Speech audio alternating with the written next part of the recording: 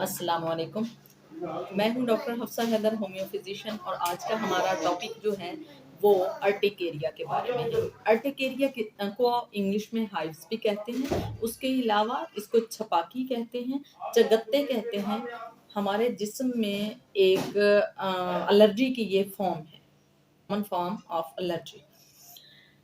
इसका साइज़ जो होता है 1 cm होता है। इसके काजेज़ मुख्तलिफ़ किस्म की होती हैं। बेसिकली ये होता क्यों है? का एक प्रोटीन होता है जिसका नाम हिस्टामिन होता है। जब वो किसी एलर्जी जिस चीज़ से हमें एलर्जी होती है, किसी एलर्जन से जब कॉन्टैक्ट करता है, तो फिर वो हमारी जो बारीक सी कैपिलरीज़ होती हैं, उनके अंदर जाकर सिक्रीशन पैदा करता है, और वो सिक्रीशन जो होता है स्किन के अंदर डिपॉजिट हो जाता है, और वही डिपोजिशन जो होती है वो एलर्जी की फॉर्म होती है। उसको एलर्जी कहते हैं या अर्टिकेरिया कहते हैं।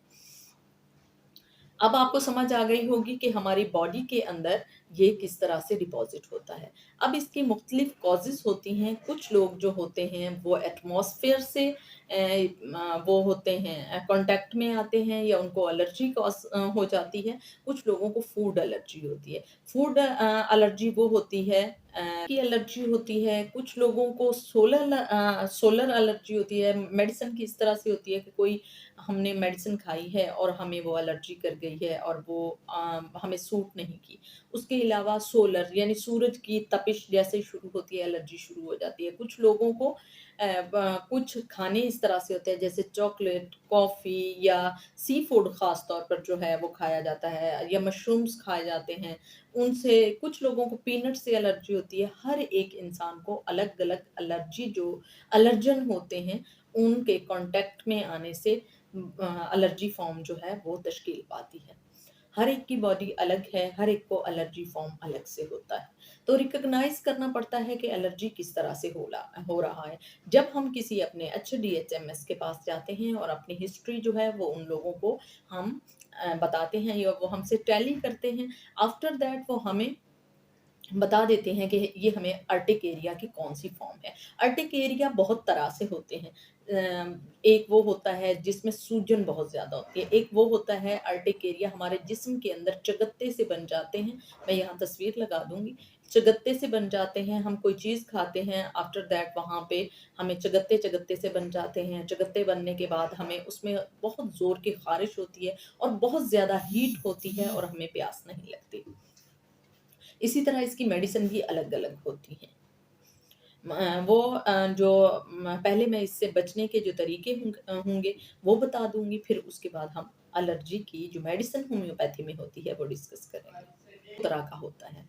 अर्टिकेरिया 2 तरह का होता है, एक एक्यूट होता है, एक क्रोनिक होता है। एक्यूट वो होता है जो हमें 1 से 7 दिन यानी 1 हफ्ते तक होता है, और क्रोनिक वो होता है जो 1 से 1 माह से ज़्यादा टाइम हो चुका होता है, और उसमें हमें एलर्जी फॉर्म पैदा हो जाती है। और कुछ लोगों को कई-कई सालों से है।